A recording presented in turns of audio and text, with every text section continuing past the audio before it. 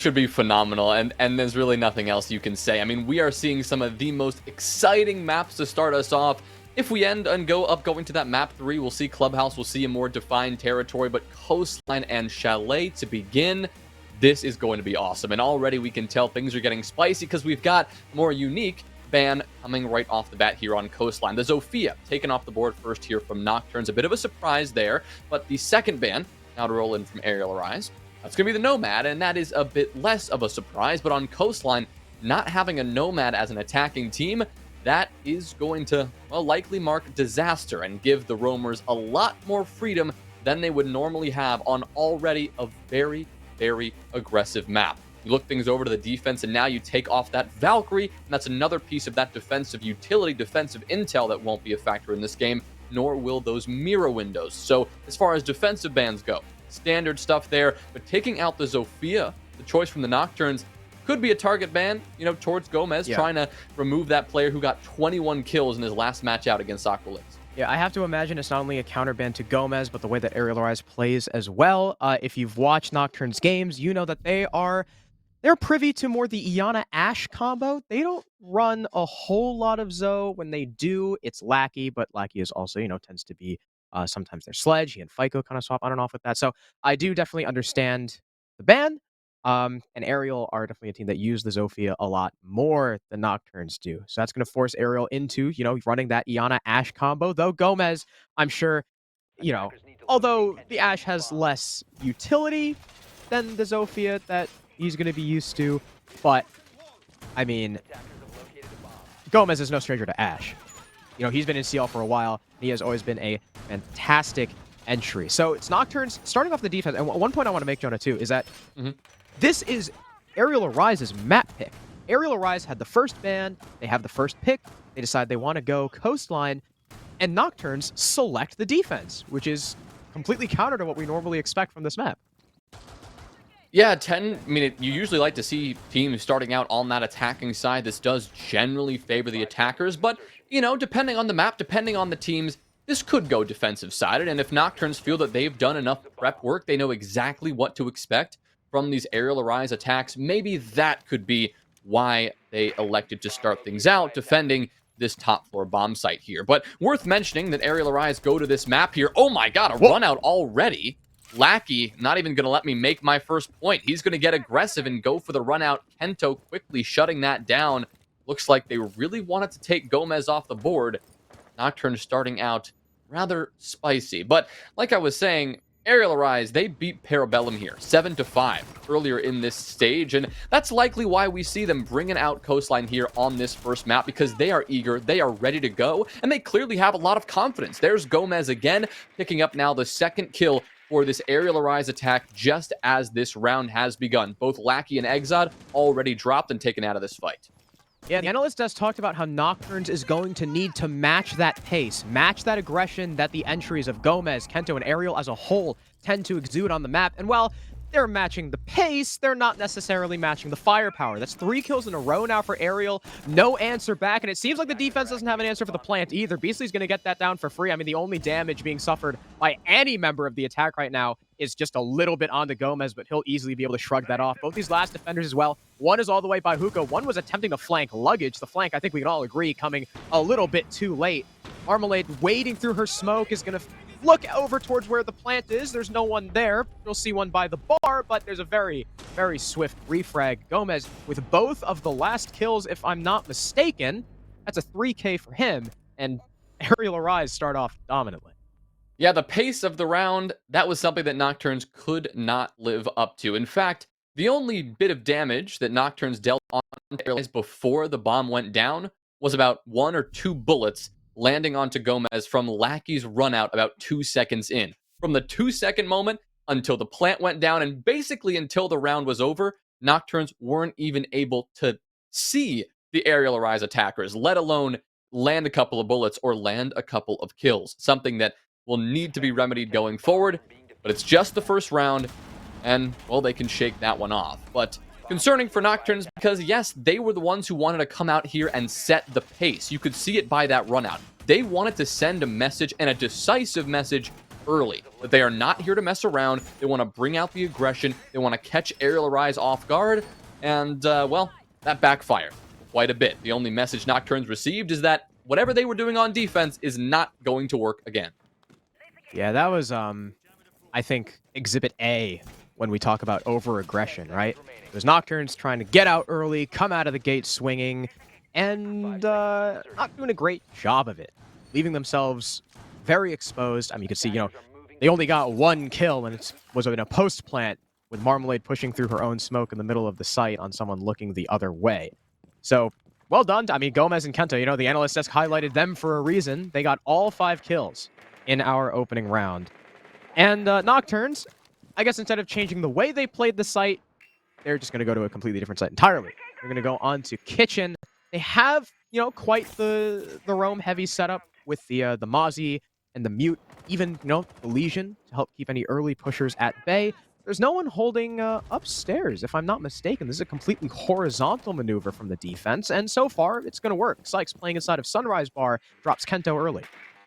Yeah, horizontal defense works when the attackers want to go horizontal as well. You've got everyone already situated in the right place at the right time, and that's exactly how Sykes was able to get that opening kill onto Kento. That's a good pick, removing one of these big fraggers, taking off the Yana from the board, and opening up things even further. Now Marmalade and Exod will continue this defensive pressure, taking down Gomez and Beastly, leaving Diaz and Wimpy to fight away against 5. Wimpy collects 1, but quickly traded back by FICO. Now it's Diaz who's got to recover this diffuser and make something happen. He'll look towards the service door where a few Nocturnes defenders are eager to swing out and take a couple of gunfights, but neither player will be successful. And with these last 90 seconds, Diaz is going to have to make, well, a miracle happen. Just using one of those EE1Ds to freeze the Nocturnes defenders in place a little bit longer, but simply biding time at this point, hoping that Nocturnes will get over-aggressive, get maybe too comfortable in their own skin at this point, but it does not look like that will be the case. Exod making that round certain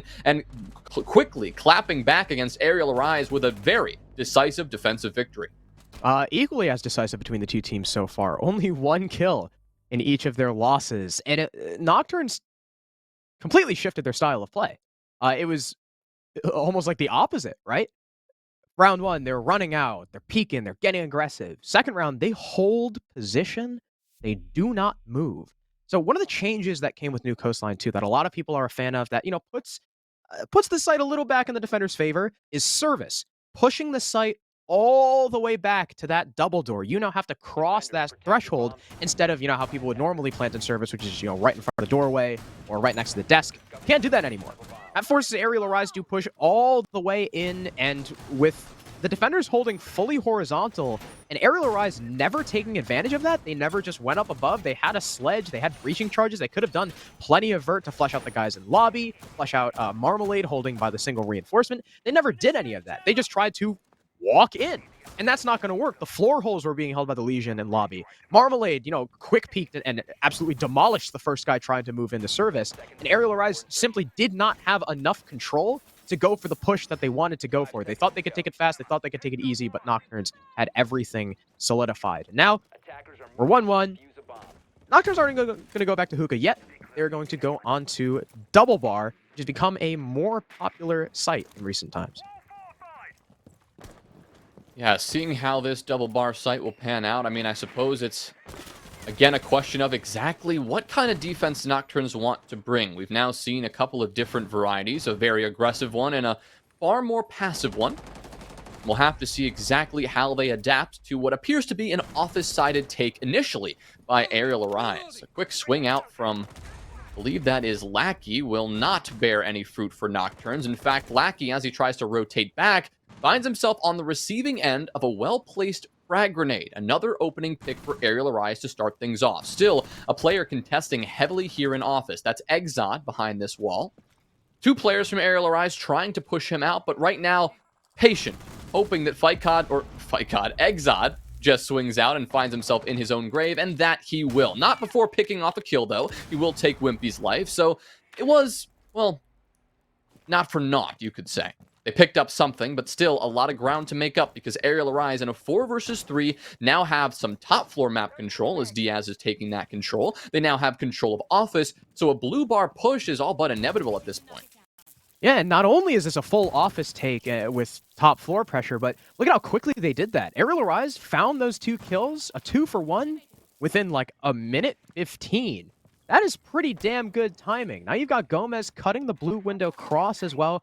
Beasley getting ready for the plant now that the mute jammer is gone. Kento moving in now with the Iana clone, spotting out that there is no one holding in blue. You got the mute by Couches.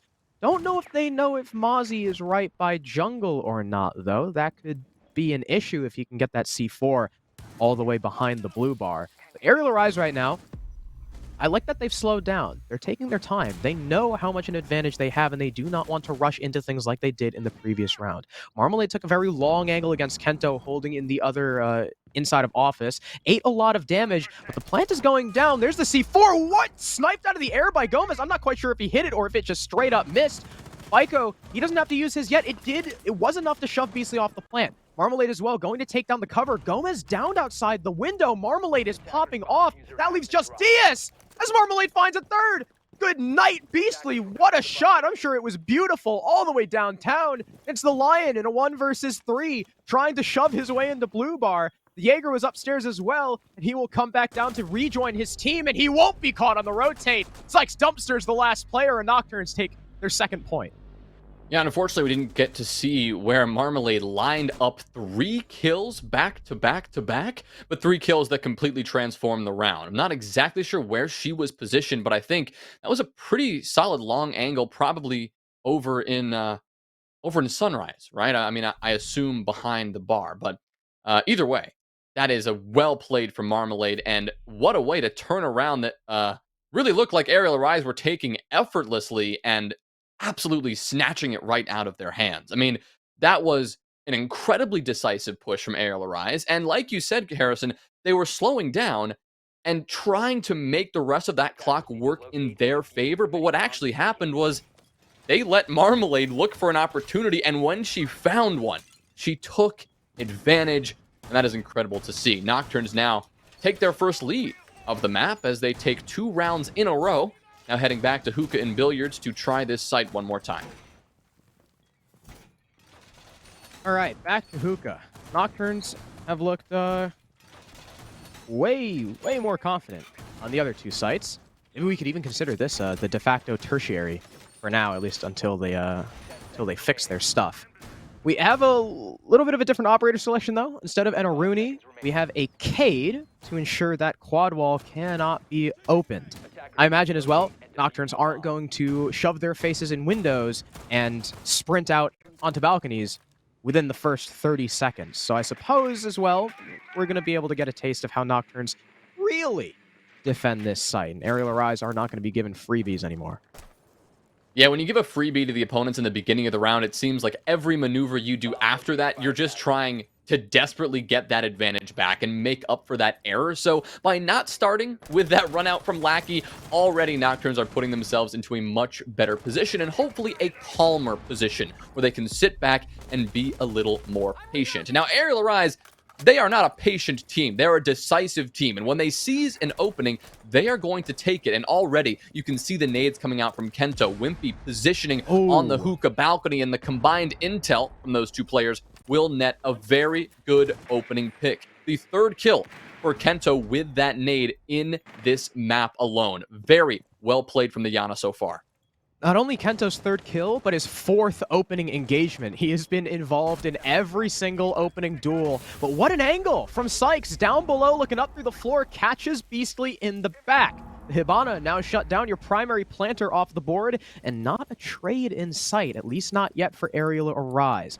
Kento, he knows there's someone behind that little single wall. He'll be watching that angle intently. I believe a C4 was just ripped too. I heard it. May have been, well, had to have been FICO's, as gas canisters now come out from Marmalade to stall the push even further, though it is a bit early. There's still a minute 20 left in this round. She's got a shield to play behind two, as well as a hole watching into the doorway. Wimpy, the man trying to shove himself through said doorway, gets cut down. Lackey finishes him off, and Marmalade lands another nice shot onto Gomez. Arial Arise keep falling apart when transitioning to the execute, and Kento's not watching his window. Down he goes. It's DS once again alone. He'll catch the down on the Cade through the wall, but is it going to be enough? Being lit up by the pistol behind the shield, there's nothing he can do. Crop between a rock and a hard place as Nocturns extend their lead 3-1. Extending their lead and doing so in unexpected fashion yet again. That is 2 rounds in a row where Arial Arise have claimed the opening pick. And everything, at least in the first few seconds of the round, look like it's going their way. But Nocturns have found a way to bring it back, not only in round number 4, like we just saw, but in the previous round with Marmalade and her triple kill. This is a team that is proving on defense that they are not going to give up easily, even when it looks like Arial Arise may be starting to gather that foothold into the site. Nocturns would just say, you know what, it doesn't matter how few of us are left alive, we are going to stop you when you try to come through those doorways, when you try to make those aggressive pushes. Now, in this case, in round number 4, I think Arial Arise made a few more mistakes that time. We didn't see them push as together, as unified as a team like we saw in round number 1, where they were able to take it so decisively. Instead, there were a lot of 1v1 gunfights, and when Nocturns found some kills, we didn't see the scoreboard immediately light up orange in response and see those trades. And that's something that often happens on an aggressive map like Coastline. A lot of teammates will find themselves in more one-on-one and uncomfortable positions than, say, a map like Oregon or Clubhouse. But still, you've got to find a way to force your teammates to work together, to play close and to play those trades, because if you don't, well, you're going to run into the same problems again and again that Nocturnes are trying to exploit. Yeah, Arial Arise so far, it's their mid round. It's terrible, and this is kind of remember when they were KCP, Jonah? Remember how hard they fell off in stage 2? I feel like we're seeing some of those issues again. They have a brilliant early round, and they get caught up. And as they push into the site, as they transition, they get a little bit indecisive, they get a little bit hesitant. They peek into angles without properly clearing things. They attempt to simply walk in, and it doesn't work. And once again, Kento is going to get an opener, the 5th time in a row. He is involved in the opening duel. He is now 4-1 on the entry. He is a demon for his team on the Iana right now. But in the past 3 rounds, well, it hasn't been enough to garner a win.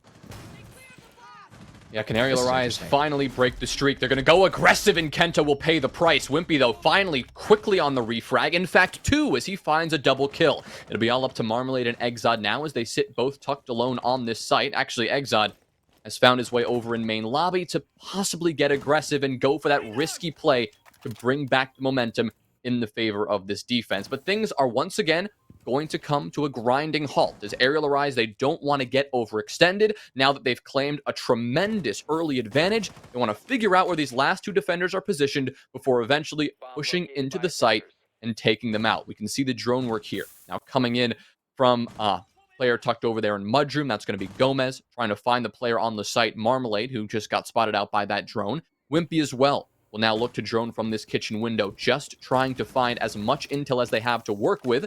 Exod revealing his position over in the main lobby due to that sunrise bar wall. But no push from Arial Arise just yet. They're going to wait for this utility jump, wait for these EE1Ds, and now they're going to make it happen. But Exod lines up 2! Arial Arise fall to another mistake, and now it's going to get much more difficult. It's Beastly and Wimpy. Now a 2-on-2, and the time is now working against them. Still, you've got to find Exod, who's clearly fragged. Cannot be shut down. Another headshot with the SMG-11 for her. Goodbye, Wimpy. All up to Beastly now in a 1v2. 40 seconds to work with, and he'll look to spot out Exod, but right now, all he's going to be doing is walking into a crossfire. I know exactly where he's positioned, and it's just a matter of time. Perfect. Oh my goodness, Beastly pops right up, but Marmalade is there to find the trade. Great play from her. Wow. That was a 2v4, I believe, from Marmalade and Exod. And once again, right? I'm just gonna sound like a broken record. Arial Arise. Beautiful start to the round. Incredible. That clear into Sunrise Bar was so creative. Phenomenal. I loved it.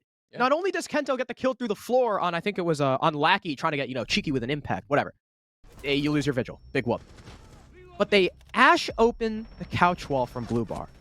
Shove both Kento and Gomez in, so Gomez plays for the trade.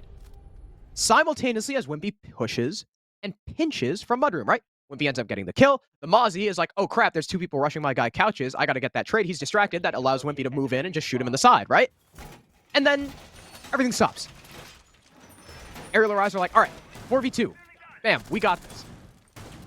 We have twice their man count, and we know one of them is off-site. But they don't do anything. They don't do anything about it. There is one guy on site. They know the other one is main lobby. And what do? They walk right into one of the oldest angles on this map in the book, from lobby, looking in the footholes, into the kitchen doorway. 2 kills for Exod, pretty much for free. And they just play that. Marmalade and Exod played that 2v4 perfectly. Exod, we know what he's capable of. Marmalade, this is like Supernova Emma right now. 8-2. What a performance from her. I mean, in the first only 5 rounds, she has been a stellar part of Nocturne's success so far. And Arial Arise they need to figure out what the hell is going wrong in their mid-round, because it doesn't matter how good you are in the entry if you can't actually get on the site. Yeah, Harrison, I mean, you're absolutely right, and what's more surprising is that, I mean, it's really seemed like Arial Arise, how did they know that, I mean, obviously they should have known Exod was there, but what they did with what we thought was that intel made no sense whatsoever. It seemed like they didn't know he was there for some reason, even though that makes absolutely no sense, given that Exod revealed his position on numerous occasions. So, regardless, a lot of kinks to work out, and a lot of problems to fix in the late round. But right now, we're still in the early round here, and well, for the first time in quite a while, Arial Arise do not have an opening pick within the first 60 seconds. Nocturnes don't either. Both teams doing a pretty good job in this stare down over in service, just waiting to figure out who's going to push in first and who's going to claim this opening duel. Kento, of course, eager to get a 6th opening engagement in a row here, but right now, Nocturnes are not going to allow him that opportunity. Still sitting patient behind this barricade, or this reinforcement, is Sykes. Marmalade will now deny Wimpy on the push, and Kento gets shut down as well. Sykes lines another one up. Goodbye, Gomez. Now it's Diaz and Beastly to fight against 5. What just happened to Arial? Remember when I said that they couldn't take the horizontal control, so they tried to walk in? Guess what they just did again? They tried to walk in. That's it. And guess what? That wasn't even the bomb site. The bomb site is double bar. They just failed a kitchen clear on a double bar attack. And I really got a question. At this point, Arial, you have not been successful in any of your first floor takes. And all of them have had a common theme. All of them have been completely horizontal. You have a sledge. Please play vert. Nocturnes aren't challenging it. You can easily shut down so many of these hard positions with proper vert play. Just play hookah. Just play VIP. Flush out those guys' kitchen if you really want to. Diaz is stuck in a 1v5. He'll get 1 shutting down Marmalade, but it doesn't matter. It's a 5-1 defensive half for Nocturnes against an Arial Arise, who earlier in the season looked tremendous on this map, taking down PB 7-5 and punishing PB for the exact same thing that's causing them to lose. Yeah, I mean, I think we're getting some clarity on at least why Nocturnes pick defense. I mean, clearly they've got that down. And wow, I did not expect this to be so one-sided just in this first half, but 5-1, that is a lead and a half to secure at this point in the game. And again, on your opponent's map pick, no less, Arial Arise wanted to come here to Coastline. I don't even want to imagine what's in store for Chalet next unless Arial can clean this up and clean this up soon. Coastline is attacker-sided for, well, a couple of reasons, but one of those reasons is you have so many different avenues to approach this map. There are so many easy entry points, and you can put a chokehold on every defensive position with little effort compared to other maps, right? And Arial aren't doing that. They are walking through one very specific entry point. They are committing all their resources to one spot, and in some cases, with an aggressive team, that can work. You can surprise your opponent. But as they've seen now, for 5 rounds in a row, it hasn't worked. Going through one way, going through these horizontal clears are not getting the job done, and it's surprising that they continued with that same strategy round after round, given how little success it has. I mean, we're not going to be able to see their attacking adaptations. We're not going to get a chance to see if they can learn from their mistakes on this map. They're onto the defense now, but we're going to have to see them pull out something very, very impressive if they want to go to Nocturne's map with a map win under their belts. And like I said, it's really frustrating and even a little bit ironic, because this is exactly how Arial Arise were punishing Parabellum earlier in the season. PB kept going for these very horizontal focused, and we love to say this is what PB loves to do, minimalist takes, the least amount of work for the most amount of control. But if you don't do it right, if the other team is playing specifically to stop those minimalist takes, they are very hard to get done. And Arial Arise, a complete lack of adaptation on their attacking side, makes them suffer a 5-1 deficit. That is not good. And look at Nocturns. They don't even have an Iana. They don't even have a flank watch. Well, you can kind of call Flores that. But they have the Flores. They will do away with any shield, any bulletproof cam, Melusi Banshees without worrying about the Jaeger-Wamaya Rooney combo at all. Flores is like a cheat code, like a pass-through, a backdoor access to those that utility. And they're bringing the Finka. So they've still got nades in a Gone 6 that they're not losing by dropping Iana. But something that we don't talk about a lot, right, with Finka is, okay, yeah, you know, she reduces recoil, which some people actually hate. She's got good utility in the nades and the Gone 6. She gives you a health boost. In fact, heals you or picks you up when you're down permanently now. That healing buff doesn't go away after the surge is gone. But something that I feel like is not talked about enough is the psychological factor of the Finka, how it affects the mental of a team. Because when you're a team like Nocturns, who play pretty aggressively, who are also up against a very aggressive team who came out of Group A, almost inarguably the tougher of the two groups. Well, I don't know how much we can say that now with IF taking down PB and Arial Arise currently losing to Nocturnes, but previously thought to be inarguably the stronger group. The Finka gives you so much confidence. You say, all right, ADS speed quicker, no recoil, extra health. I am taking this freaking gunfight, and there is nothing this person can do to stop me. Finka is a very good operator for almost forcing yourself to think in that aggressive manner. Well, despite all of that, Harrison, I mean, we haven't seen Nocturnes make much of a push at all just yet. In fact, they have taken very little map control considering how far we are into this round. Finally, they have, most of the vertical control secured. Still one player to deal with, but Beastly, that player, will start to creep his way back down the Cool Vibe stairs. But just now, we're nearing that 60-second mark, and only now are we seeing this vertical play begin. That's why we see this entry on this top floor, but a fantastic shot from Gomez will once again give Arial Arise the opening pick that they've been very consistent with.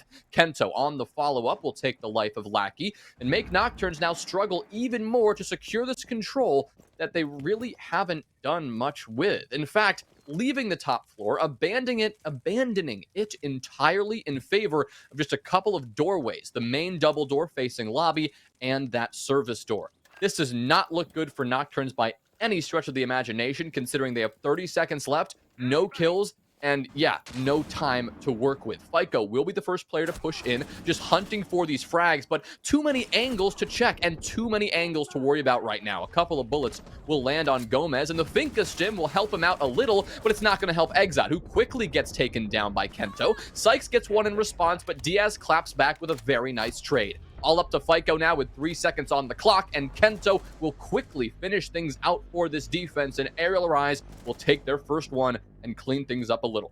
Yeah, right, I can talk about all the confidence and aggressiveness that Finka helps exude on the map, but it doesn't really matter if there's no engagements for you to find. Nocturnes took a very long time to take map control, and they didn't do a whole lot with it, as you had highlighted in the middle of the round. Arial Arise stayed pretty much as Nocturnes did, very stalwart on their defensive hold, not giving Nocturnes the opportunities they were looking for Nocturnes, again, an aggressive, frag-heavy team, but they can't find frags if you don't give them the opportunity to. Plus, with a couple very nice shots from Arial Arise, shutting down the initial service push, the crossfire, again, being held from lobby. It was the same thing we saw from Arial Arise on their attack that Nocturnes did. They tried to just walk into service and die to the lobby and security crossfire being held along in tandem with the kitchen doorway. So I don't know what's going on with the attacks right now. But of course, that's only round one. Nocturnes still have time to adapt and be better. Yeah, a lot of time to change things up, and after all, they did end up losing that first round on defense, and we said, well, let's not get up ahead of ourselves, and, well, we were right about that. Nocturnes went ahead to take the next 5 in a row. The only answer Arial Arise have been able to come up with was just 1 round to go in their first defensive round, finally stopping the incredible streak that Nocturnes had been building up to this point here. So Arial, with that first success under their belt, will be looking to continue this comeback, make another successful defensive round work for them, and they're going to try to do that on hookah and billiards. Heading upstairs, not opting for blue bar, and still avoiding penthouse and theater, something that we have not seen from either team so far, which is a bit more surprising nowadays, considering the recent changes to VIP and how that site has become much more viable in the recent weeks. But for now, both teams will continue to avoid that, and that means that Nocturnes will clear their way through the penthouse, likely as their first step on taking this top floor control. Well, Nocturnes are spent 40 seconds running on the roof. They'll finally start to move in below. It's not something we saw from Arial Arise. Arial Arise were mainly just focused with taking into Aqua, getting entries on the other side of the map. Really, as soon as they got the entry pick, they completely transitioned over to the top floor. There's actually an extension all the way even into 90 in theater from Nocturnes. From Arial Arise. So I'm not sure how much the vertical control from Nocturnes is actually going to do, but they do want to push onto hookah, so having someone in Sunrise always helps. And Diaz, wow, is going to land a wonderful shot through the wall onto Exod, shutting down the Flores, who had only gotten to use one of his drones. And with bulletproofs, barbed wire, 2 shields on the board, that is a very good pick for the defense. Yeah, now that means that Nocturnes are once again going to find themselves stalled out and without much control to work with. A surprising pattern, an unfortunate pattern for Nocturnes emerging, but Sykes, looking to remedy that, will pick up a kill onto Diaz, looking for the second, but Kento is quicker on the trigger. Sykes will be taken down, and Kento will be allowed to return to the site safely, meaning that Nocturnes have another hungry and frag-heavy defender to encounter on the site. In an effort to remedy that one, FICO will be approaching from below. Unfortunately for him, a shotgun greets him in the hands of Gomez, just sitting at the top of the staircase. It's going to be about getting this push done at the right time, distracting Gomez enough so FICO can creep up this staircase. But again, Nocturnes, they're struggling to find a foothold on this site, and now Marmalade will go for this push. Beastly, a great headshot, shuts him down. Gomez vaults the railing, takes down another, and now it's going to be all up to Lackey. Good kill onto Kento is 1, but now against 3 more with 30 seconds and no diffuser, it's going to be all but impossible. Wimpy making that one certain. A great headshot, and Arial Arise continue the streak. And again, similar to Arial Arise's attack, right? How much are you really going to do with that vertical play when Arial Arise aren't extending really anywhere there? The vertical play did not help them to take hookah. There was an extension all the way over towards 90, where Sykes was sure able to get 1 kill, but he was immediately refragged. And it was a lot of it down to Arial Arise directly challenging that hookah doorway, right? They did not let anyone through at all. They had a crossfire set up from the hallway. They had someone playing hookah bar. They even had an angle set up from Cocktail. They had someone swinging over by the hookah doorway into the hallway by Vase. That was not free whatsoever. I mean, there's just no way in hell anyone from Nocturnes would be able to shove their way through that doorway and live. The timing with the guy going from below was horribly mistimed. I guess Marmalade maybe thought she was going to make it farther in the building, so the sledge had a little bit more time to come up. But, I mean, the smoke ended up just, coming from the top ropes and slamming him down. And it's very similar errors we're seeing, similar themes between both teams' attacks. And it's really weird seeing on a map like Coastline where the attackers just can't seem to get any ground. Yeah, but from Nocturnes, I'd argue it's even more troubling. Obviously, we haven't seen it go that far yet, so we don't know what adjustments they're going to make after this timeout. But man, that was a weird start on the attack. If you think back a few rounds ago to Arial Arise, right? Like they began each round really well. That is true. Almost entirely. Every single round would start off great. They'd get an opening pick. It looked like things were going their way, but they could not connect whatever they did in the mid round to an eventual execute. That was their problem. But Nocturns, we've now seen 2 rounds in a row where they haven't gotten in the building. I mean, just straight up, they have not done anything productive on their attacks other than like run around outside and be indecisive with where they're going to push next. It looks like they're going to take map control, but then they don't really do that. It looks like they're going to go for a push, and they don't really do that either. They're playing this waiting game, this patient game that may have worked for them on defense when they were down in the man count and had to muster out a comeback, but they've shifted that over to the attacking side here, and it is not working at all. And they need to change something up now, because this troubling pattern, if it continues, Arial Arise are going to be tied at 5 in no time and could totally make this comeback and turn it into even more. Jonah, you've got a penthouse defense. Penthouse is a site not often played on Coastline. It's got a little bit more favor in recent times with the changes, of course, to the map, especially with VIP no longer being a window. It's a reinforceable wall, so you've got to waste hard breach on it as the attackers if you want to go ahead and open it up. And Arial Arise have also extended all the way into the hallway because the big donut, the skylight, the courtyard in the middle of the map does not have nearly as much presence as it once did, thanks to, again, changes with some of the angles, the cross beams that are kind of hovering below it, as well as, the changes to the windows instead of just being wide open spaces. Lackey, though, going to make an aggressive stance into Aqua, taking down Kento early. That's a good pick for him, making sure that this horizontal control, this extension from the defense will not do them any harm. He'll find a second onto Wimpy. Both the Jaeger and the Wamai now dead. Sure, the Jaeger, not as big of a deal, but the Wamai now, you're going to be sorely missing those discs, especially with how many shields are set up for Arial Arise. They have 2.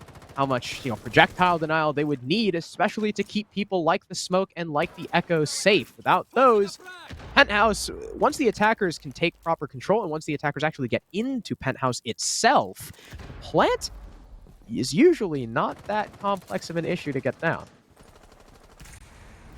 Well, we'll see how FICA wants to approach this one. I mean, obviously, we saw him pressuring from below with a couple of nades, but again, at least one player being indecisive on exactly where they want to approach. And as far as the other side of this attack goes, we can see them making a good bit of progress, even furthered now, with a nice triple kill from Lackey. Great headshot onto Gomez. Diaz will respond with a kill onto Sykes, but still Arial Arise in a 2 versus 4, and site control is now looking a lot harder to maintain. Beasley is actually not even on the site right now, just hanging out in this 90 hall and playing a bit more aggressive for an Echo than you would normally expect, but that aggression is going to pay off yet again. Lackey will be taken down. No more quad kill for him, but FICO is there to get a timely response. All up to Diaz now, who can't quite fire in time. Marmalade a little bit quicker on the draw, and Nocturns, they finally do remedy the errors after that timeout, and they move ahead, actually, to match point. Yeah, while the defense, I think, was very creative, and, we don't often see Penthouse. Penthouse is a site that a lot of times you go to because you expect the attackers not to really be used to attacking that site. My big problem with the defense was how spread out Arial Arise were. They were spread very thinly.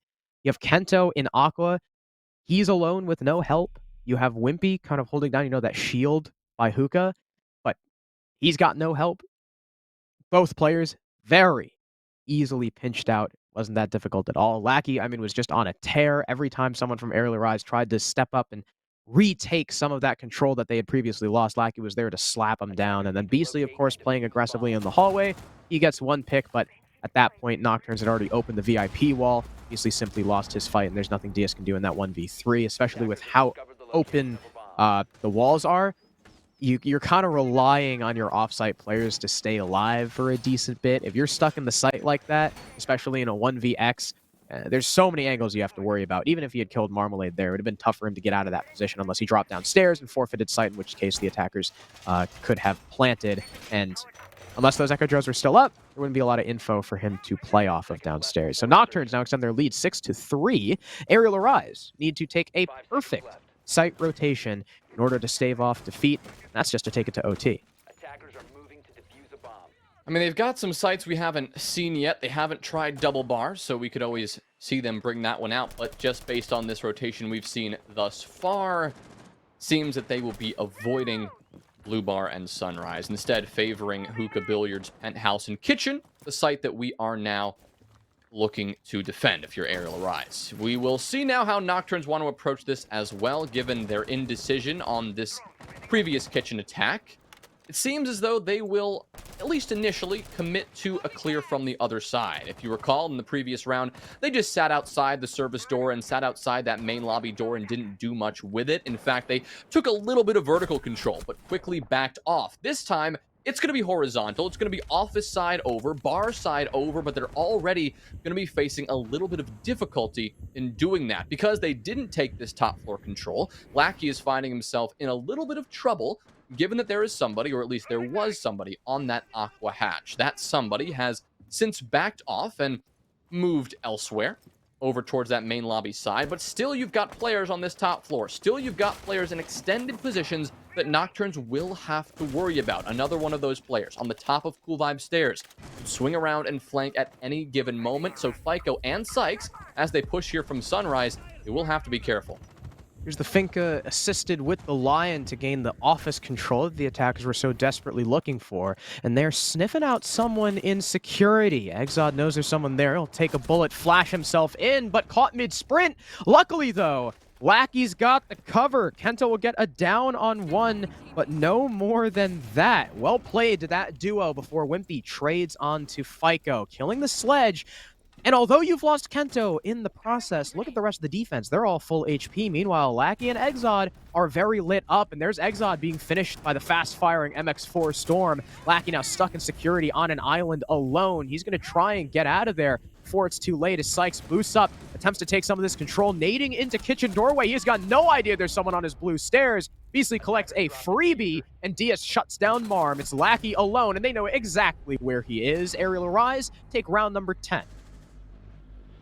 That one turned around very quickly. I mean, that one, at least that's the first round I think that Nocturnes were mirroring the Arial Arise attacking strategy of the first half, where it was a beginning of the round, looked pretty solid. I wouldn't say very decisive, but they got the job done. They cleared out the players they needed to clear out. But then when it came to that transition, the attack stalled out a little bit, and Arial Arise, they didn't sit back and wait for something or nothing to happen from Nocturnes. Instead, they forced the issue. They got aggressive. They played this Arial Arise style of siege, and it worked for them. They took gunfights against weak players, not weak because of gun skill, weak because of simply they had already been in a couple of engagements and lost a good bit of HP, and they won those engagements. So well played from Arial on that kitchen defense. And the first round of the 3-round streak has now been secured. 2 more are required, and they can head back safely to a site they were able to secure last time, and a site that Nocturnes struggled to approach from the onset of the round. Taking what they know now from just 1 round ago, and their inability to attack kitchen, Nocturnes need to come here into Hookah and Billiards, and they need to move quickly. I would love to see them change something up, not subtly, but dramatically. I'd love to see a more aggressive push from them, because their patience on the attack is getting them, honestly, into a little bit more trouble than good.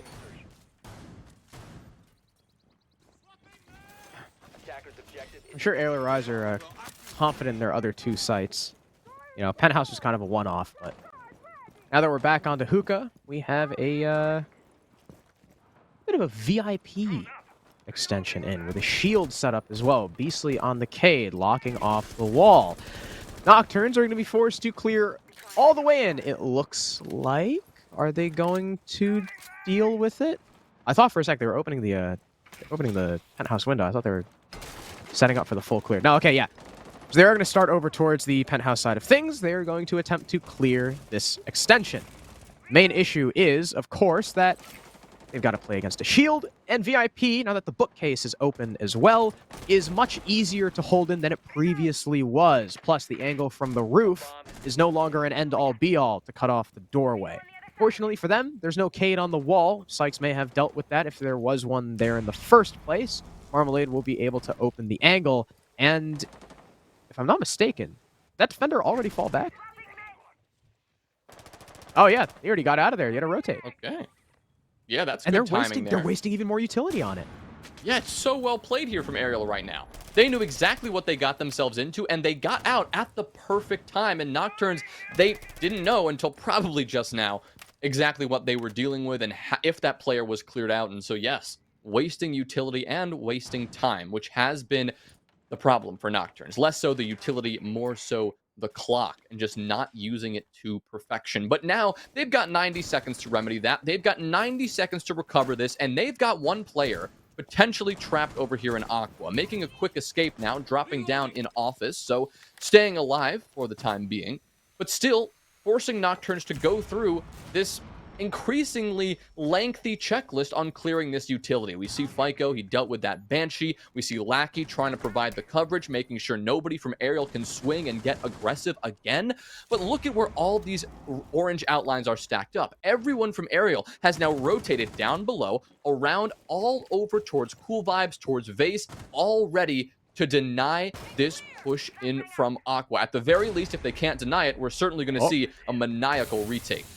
Lackey, unfortunately, missing his breaching round onto the Banshee. He's going to be able to try again, though, so no worries. So the one thing about Nocturne's attack is I like how much utility they're bringing, because that clear into VIP that wasted a bunch doesn't mean they're completely starved of their sight utility. 2 nades come through. Kento and Diaz both dead. Marmalade running straight through the smoke, being dealt a lot of damage. Unfortunately, they're going to be even more susceptible to that smoke with the Finka boost, but Gomez has no more. Beastly finally finds one back for his team. Beastly now going to pay the price. FICO gets his second kill. Marmalade planting perfect coverage from her team. That leaves Gomez and Wimpy in a 2 versus 4. The only people standing between Nocturns and a map 1 victory. There's even somebody from Nocturns downstairs ready to receive Wimpy should he go for the rotate. He's leaving Gomez alone on site, and Gomez is getting tagged up through the wall. He doesn't even know where he's getting shot from. That player's behind the hookah bar. Up comes Wimpy to assist. There's someone barreling down over towards Face. It's 1 kill for Sykes. Can he make it 2? Nocturns with round number 11, despite getting tripped up by the VIP hold, still have more than enough to deal with the sight utility,